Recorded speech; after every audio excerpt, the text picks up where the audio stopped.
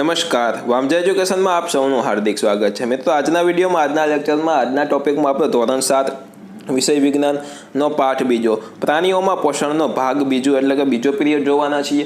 આ વિડીયો જોઈને જો તમે પહેલો પીરિયડ ન જોયો હોય તો જરૂરથી જોઈ લેજો। ક્યારે તો કે આ વિડીયો પહેલાં જોઈ લેજો અને પછી જોઈ લેજો પહેલો પીરિયડ। મિત્રો, આજના વિડીયોમાં આપણે પ્રશ્ન નંબર 4 અને 5 જોવાના છીએ। મિત્રો, આખો પાઠ આપણે પ્રશ્ન જવાબ સ્વરૂપે સમજીએ છીએ। શું કામ? તો કે કોમ્પિટિટિવ એક્ઝામની તૈયારી કરતા વિદ્યાર્થીઓને ખૂબ જ મજા આવે સમજવાની એમના માટે।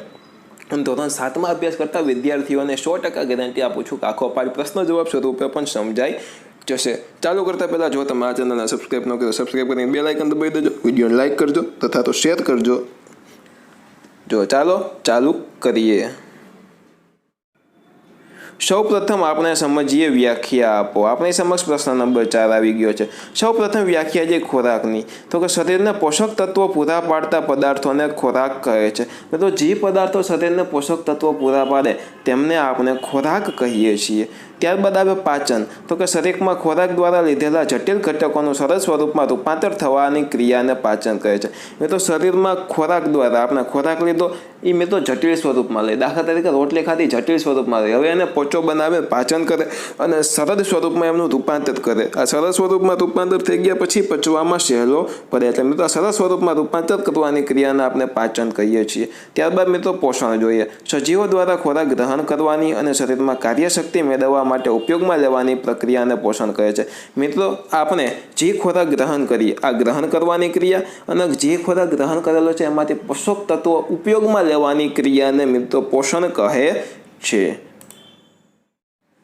હવે મિત્રો, આપણે જોઈએ પ્રશ્ન નંબર 5। નીચેના પ્રશ્નોના ટૂંકમાં ઉત્તર લખો। પહેલું છે રસાંકુરો એટલે કે શોષણ કેન્દ્રો એટલે શું, તેનું સ્થાન અને કાર્ય જણાવો। તો કે મિત્રો, સૌ પ્રથમ નાના આંતરડાની અંદરની દિવાલમાં હજારો આંગળી જેવા નાના પ્રવર્ધકો આવેલા હોય છે। મિત્રો, પ્રવર્ધકો હું તમને દોરીને સમજાવું। આ પ્રવર્ધકોનો આ વિડીયોમાં 3 થી 4 વખત આપણે ઉલ્લેખ કરીશું, એટલે સમજવું પહેલાં જરૂરી છે કે આંગળી જેવા નાના પ્રવર્ધકો હોય કેવા, આકૃતિ દોરીને તમને સમજાવું છું। મિત્રો, દાખલા તરીકે આ નાના આંતરડાની અંદરની બ્લુ કલરની દિવાલ છે, એમની અંદર આવી રીતના નાના નાના આંગળી જેવા મિત્રો આ પ્રવર્ધકો આવેલા હોય છે। મિત્રો, આ પ્રવર્ધકો જેમને આપણે રસાંકુરો નામ આપ્યું છે। શું નામ આપ્યું છે? તો કે રસાંકુરો કહીએ છીએ। મિત્રો, આ રસાંકુરોનું કાર્ય શું?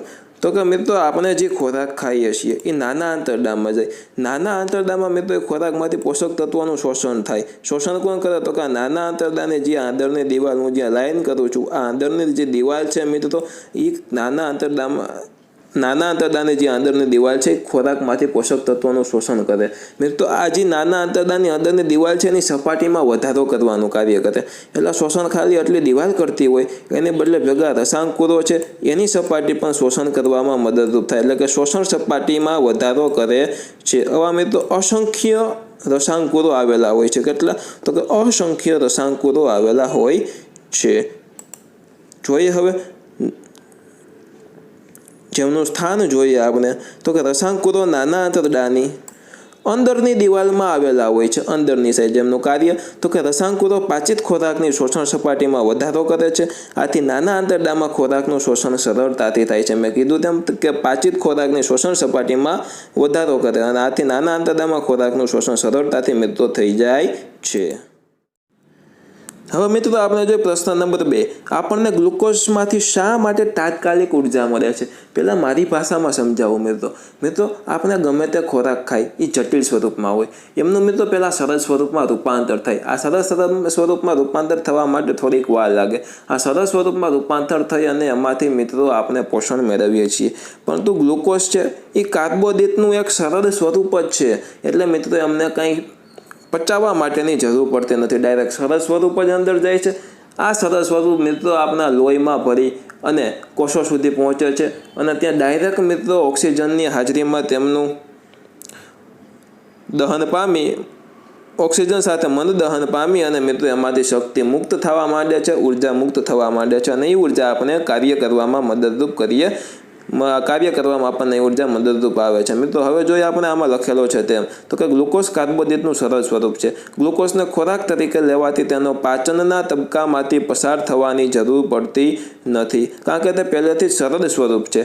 તે સીધો જ રુધિરમાં શોષાય કે તેવો પદાર્થ છે, શોષાઈ જાય તેવો પદાર્થ છે. ગ્લુકોઝ રુધિરમાં શોષાઈ શકે તેવો ખોરાક છે. ગ્લુકોઝ રુધિરમાં શોષાય અને શરીરના કોષોમાં ઓક્સિજન સાથે મિત્રો મંદ દહન પામે છે અને શક્તિ મુક્ત કરે છે. તેથી આપણને પણ તાત્કાલિક મિત્રો ઉર્જા મળે છે. હવે જોઈએ આ પ્રક્રિયામાં પાચન માર્ગનો કયો ભાગ સમાવિષ્ટ છે. મિત્રો એ પ્રક્રિયા આપી છે, એમાંથી પાચન અંગના કી ભાગમાં આ પ્રક્રિયા થાય લખવાનું છે. તો કે ખોરાકનું શોષણ કી ભાગમાં થાય, તો કે મિત્રો નાના આંતરડામાં થાય છે. ખોરાકને ચાવવાની ક્રિયા શેમાં થાય, તો કે મુખ ગુહા એટલે કે મોઢાની અંદર કરીએ. ખોરાકનું સંપૂર્ણ પાચન શામાં થાય, તો કે નાના આંતરડાની અંદર સંપૂર્ણ પાચન થાય. મળ નિર્માણ, તો કે મિત્રો મોટા આંતરડામાં થાય. અહીં આપણને પાચન તંત્રની આકૃતિ આપી. અહીંયા ઉપર મિત્રો મુખ ગુહા હોય, એની સાથે અન્નનળી જોડેલી હોય. એમાંથી મિત્રો જઠર આવે, અન્નનળી, જઠર. ત્યારથી મિત્રો પક્વાશય, આ બાજુ સ્વાદુપિંડ. ત્યારબાદ મિત્રો નાનું આંતરડું જઠર છે એ આ બાજુ મિત્રો અહીંયા નાના આંતરડામાં ખુલે. આ નાના આંતરડા પછી અહીંયાથી જોવો તમે આ મોટા આંતરડામાં ખુલે. મોટા આંતરડામાંથી મિત્રો અહીંયા મળાશય છે અને આ મળ દ્વાર છે. મિત્રો એમ કે પાચન તંત્રનો આમાં બીજા વધારાના પ્રશ્નો ક્લિયર કરી દઉં કોમ્પિટિટિવ એક્ઝામ માટે ખૂબ જ અગત્યના. જોજો મિત્રો પાચન તંત્રનો સૌથી પહોળો ભાગ કયો? મિત્રો આ પાચન તંત્ર છે એનો સૌથી પહોળો ભાગ જઠર. જોવો અહીંયા સૌથી પહોળાઈ છે. પાચન તંત્રનો સૌથી મોટો ભાગ કયો? તો કે નાનું આંતરડું. મિત્રો નાનું આંતરડું અહીંયાથી આ સફેદ કલરનું જે છે, આ સફેદ કલરનું નાનું આંતરડું છે, એકદમ ગૂંચળામય રીતે વીંટળાયેલું હોય, જેમની લંબાઈ 7.5 મીટર જેટલી હોય, જેમનું નામ છે નાનું આંતરડું, પરંતુ તે પાચન તંત્રનો સૌથી મોટો ભાગ છે. ગૂંચળામય રીતે એકદમ વીંટળાયેલું હોય છે, જેમનું લંબાઈ છે 7.5 મીટર.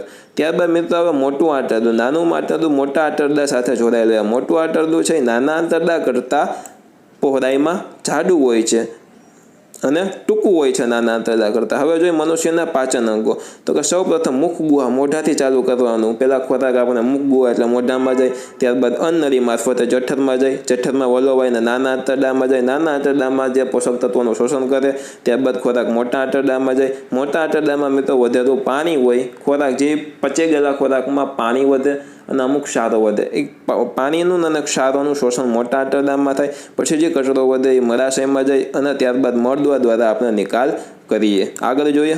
આપણી સમક્ષ આવી ચૂક્યો છે પ્રશ્ન નંબર 6. જીભના કાર્યો જણાવો. જીભનું કાર્ય જોવાનું છે. તો કે એક તો તે સ્વાદ પારખવાનું કાર્ય કરે છે, ત્યારબાદ બોલવામાં ઉપયોગી છે અને ખોરાકમાં લાળ રસ ભેળવવામાં અને કોળિયાને ગળવામાં મદદ કરે છે. આમાં કશું સમજવાની જરૂર મિત્રો મને લાગતી નથી, સમજાઈ જાય એવું છે. ત્યારબાદ આવ્યું જઠર, શરીરનો સૌથી પહોળો ભાગ. તો કે જઠરની દિવાલ, જઠરની જાડી દિવાલ વાળી સ્નાયુની કોથળી. મિત્રો જઠર છે એ જાડી દિવાલ વાળી સ્નાયુમય કોથળી એટલે કે સ્નાયુઓની કોથળી છે. તે ઉપરથી અન્નનળી સાથે અને નીચેથી નાના આંતરડા સાથે મિત્રો સંકળાયેલી છે. ઉપર અન્નનળી અને નીચે નાના આંતરડા સાથે તે સંકળાયેલી હોય છે. તે અન્નમાર્ગનો સૌથી પહોળો ભાગ છે. તેની અંદર આડા, ઊભા અને ત્રાંસા મિત્રો સ્નાયુ, આડાઈ હોય, ઊભાઈ હોય, ત્રાંસા સ્નાયુ આવેલ હોય. ત્યારબાદ મિત્રો શ્લેષ્મ નામનો ચીકણો પદાર્થ હોય. આ શ્લેષ્મ નામનો ચીકણો પદાર્થ એટલે શું? તો કે આપણી નાકની અંદર જે ચીકણો પદાર્થ હોય એવો જ મિત્રો શ્લેષ્મ, એમને શ્લેષ્મ કહીએ. શ્લેષ્મ નામનો ચીકણો પદાર્થ કહીએ. એવો જ શ્લેષ્મ નામનો ચીકણો પદાર્થ જઠરમાં હોય છે. તેમની અંદર આડા, ઊભા અને ત્રાંસા સ્નાયુ આવેલા હોય છે. ખોરાક જ્યારે જઠરમાં હોય ત્યારે સ્નાયુઓને ના શ્લેષ્મ હાઇડ્રોક્લોરિક એસિડ અને પાચક રસનો સ્ત્રાવ કરે છે. ત્યારબાદ જોઈએ નાના આંતરડામાં પોષક દ્રવ્યોનું શોષણ સમજાવો. મિત્રો ખોરાક નાના આંતરડામાં જાય. જઠરમાં પહેલાં તો ખોરાક વલોવાય. આ વલોવાય અને એમાં હાઇડ્રોક્લોરિક એસિડ ભરે. મિત્રો આ શ્લેષ્મ નામનો પદાર્થ આ જઠરની આજુબાજુની દિવાલ છે અને શ્લેષ્મ નામનું પદાર્થ આવેલું હોય છે. એ ખોરાકમાં હાઇડ્રોક્લોરિક એસિડ ભરે. આ હાઇડ્રોક્લોરિક એસિડથી મિત્રો જઠરની દિવાલનું રક્ષણ કરે શ્લેષ્મ નામનો પદાર્થ. હવે જોઈએ નાનું આંતરડું. મિત્રો જઠરમાં ખોરાક વલોવાઈને નાના આંતરડામાં જાય. ત્યાં મિત્રો ઓલરેડી ખોરાક પચી ગયો હોય, પરંતુ એમાંથી પોષક તત્વોનું શોષણ કરવાનું બાકી હોય. જોઈએ આપણે. અને મિત્રો શોષણ કરવામાં નાના નાના પ્રવર્ધકો આવેલા હોય જેને રસાંકુરો કહીએ. એ શોષણ કરવામાં મદદરૂપ કરે. જોઈ નાના આંતરડામાં ખોરાકના પાચનની ક્રિયા પૂર્ણ થાય છે, પછી તેમનું શોષણ થવું ખૂબ જ જરૂરી છે. આ માટે નાના આંતરડાની દિવાલમાં અસંખ્ય મિત્રો આંગળી જેવા નાના પ્રવર્ધકો આવેલા હોય છે જેને આપણે રસાંકુરો કહીએ છીએ. રસાંકુરો પાચિત ખોરાકની શોષણ માટેની સપાટીમાં મિત્રો ખૂબ વધારો કરે છે. ખોરાક પચાવવામાં ખૂબ વધારો કરે છે. દરેક રસાંકુરો પાસે તેમની નજીક મિત્રો પાતળી અને તેની રુધિર કેશિકાઓ ઝાડુ આવેલો. મિત્રો દરેક રસાંકુરો છે એની નજીક એક રુધિર કેશિકાઓ, રુધિર એટલે લોહી, કેશિકા એટલે પાતળી નળી. મિત્રો આ રુધિર કેશિકાઓનું ઝાડુ આવેલું હોય છે. આ નળી હોય પાતળી, એની અંદર લોહી હોય. મિત્રો એમાંથી આ જે પોષક તત્વો શોષાઈ લોહીમાં ત્યાંથી પડી જાય અને લોહી મારફતે મિત્રો બીજા કોષો દ્વારા પોષક તત્વો પહોંચે. એટલે ઝાડુ આવેલું હોય એની અંદર પોષક તત્વો વહી જાય, ત્યાંથી બીજા કોષોમાં પોષક તત્વો જાય. આ રુધિર કેશિકા ઝાડુ જોવા મળે છે. પાચિત ખોરાકના પોષક દ્રવ્યોનું શોષણ થાય છે અને શોષાયેલા પોષક દ્રવ્યો રુધિર વાહિનીઓ, વાહિની એટલે નળી, કેશિકાઓ એટલે નળી, રુધિર વાહિનીઓ દ્વારા શરીરમાં વિવિધ અંગો સુધી પહોંચે છે. મિત્રો કેશિકા એટલે કે વાળ જેવી નળી, કેશને આપણે વાળ કહીએ, એટલી પાતળી નળી હોય. ત્યારબાદ 9મો પ્રશ્ન છે, મોટા આંતરડાની રચના અને કાર્ય સમજાવો. તો કે સૌપ્રથમ રચના જોશું, ત્યારબાદ કાર્ય જોશું. તો કે મોટું આંતરડું નાના આંતરડા સાથે જોડાયેલું, એક સાઈડ નાનું આંતરડા સાથે જોડાયેલું, બીજી સાઈડ મળદ્વાર અને મળાશય સાથે, મળાશય અને મળદ્વાર સાથે જોડાયેલું હોય છે. તે મિત્રો નાના આંતરડા કરતાં પહોળું અને ટૂંકું છે, લંબાઈમાં ટૂંકું અને જાડાઈમાં પહોળું છે. તે આશરે 1.5 મીટર જેટલું લાંબુ હોય. કેટલું હોય? તો કે નાનું આંતરડું 1.5 મીટર જેટલું લાંબુ હોય, જ્યારે મોટું આંતરડું 7.5 મીટર જેટલું લાંબુ હોય છે. તે નાના આંતરડાના અંત ભાગે મિત્રો મળાશય અને મળદ્વાર આવેલા હોય છે. કાર્ય જોઈ તો કે મોટા આંતરડામાં ખોરાકના પાચનની કે શોષણની ક્રિયા થતી નથી. મિત્રો મોટા આંતરડામાં ખોરાકનું પાચન અને શોષણ ન થાય, પરંતુ જે ખોરાકમાં પાણી અને ક્ષારો આવેલા હોય મિત્રો, ક્ષારો વધેલા હોય છે, એનું મિત્રો શોષણ કરે છે. પાચિત ખોરાકમાંથી પાણી અને કેટલાક ક્ષારોનું શોષણ થાય છે. બાકી રહેલા કચરો મળાશયમાં જાય છે. જીવ કચરો વધે મળાશયમાં જાય છે અને ત્યાં મળ સ્વરૂપે સંગ્રહ પામે છે અને મળદ્વાર દ્વારા આ સમયાંતરે નિકાલ પામે છે, જેને આપણે મળ ત્યાગ કહીએ છીએ. આગળ આપણે જોઈ હવે મિત્રો આપણી સમક્ષ આવી ચૂક્યો છે પ્રશ્ન નંબર 10, ઘાસ ખાનારા પ્રાણીઓમાં થતી વાગડવાની ક્રિયા સમજાવો. મેં તો પહેલાં મારી ભાષામાં કહું. મિત્રો ઘાસ ખાનારા પ્રાણીઓ એટલે કે આપણે ગાય લઈ લઈ. ગાયને તમે જોયો તો જેટલી રોટલી 10 રોટલી એકારે આપો તો 10 રોટલી એકારે પહેલાં તો ખાઈ જાય. પાછા બાજુના ઘરમાં જાય, ત્યાં રોટલી આપે તો એ ખાઈ જાય. બાજુમાં પાછું ઘાસ પડ્યું હોય એ પણ ભેગું ખાઈ જાય, ચાવ્યા વગર ખાઈ જાય. પછી તમે જ્યારે નવરા બેઠા હોય, આ ગાય ભેંસ ગમે તે વાગોળનારા પ્રાણીઓ જ્યારે મિત્રો નવરા બેઠા હોય એટલે એનું મોઢું ચાલુ જ હોય, ચપ ચાવ્યા જ રાખતા હોય, કાંઈક ને કાંઈક વાગોળ્યા જ રાખતા હોય મિત્રો.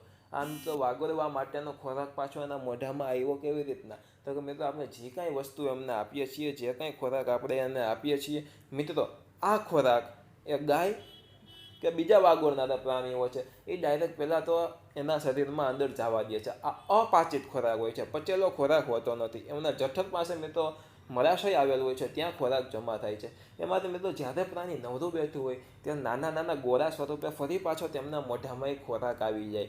એ ખોરાક જ્યારે મોઢામાં આવી જાય મિત્રો પછી તેમને નિરાતે તેઓ ચાવ્યા રાખે છે અને ખોરાકને પચાવે છે. હવે આમાં લખ્યું છે તેમ જોઈ, ગાય ભેંસ કે બીજા ઘાસ ખાનારા પ્રાણીઓ જ્યારે ઘાસ ચરે છે ત્યારે ઘાસ ખૂબ જ ઝડપથી ખાઈ લે છે, ગળી જાય છે. આ ખોરાક જઠરના એક ભાગ જેને મળાશય કહે છે તેમાં જાય છે. તે અપાચિત હોય છે એટલે કે પચેલો હોતો નથી. તેને વાગોળ કહે છે. મિત્રો આ ખોરાકને વાગોળ કહે છે અને એને પાછી ચાવવાની ક્રિયાને વાગોળવાની ક્રિયા કહે છે. જ્યારે પ્રાણી આરામથી બેઠું હોય ત્યારે વાગોળ નાના ગોળા સ્વરૂપમાં મોંમાં પાછો આવે છે. આ પ્રાણી તેને બરાબર ચાવે છે. આ પ્રક્રિયાને વાગોળવું કહે છે. વાગોળને ચાવવાની પ્રક્રિયાને વાગોળવું કહે છે અને આવા પ્રાણીઓને વાગોળતા પ્રાણીઓ કહીએ છીએ. મિત્રો આજના વિડીયોમાં આપણે આટલું જ રાખીએ. આગળનો પ્રશ્ન નંબર 6 આપણે આગલા વિડીયોમાં જોશું. જો તમને મજા આવી હોય તો તમે વિડીયોને લાઇક કરો. ચેનલને સબસ્ક્રાઈબ ન કરો તો સબસ્ક્રાઈબ કરીને બેલ આઇકન દબાવો તથા તમે વિડીયોને તમારા મિત્રો સુધી શેર કરી શકો છો. ફરી મળશું એક નવા વિડીયો સાથે. ફરી પતા જવો બે જઈને મતલબ આવજો.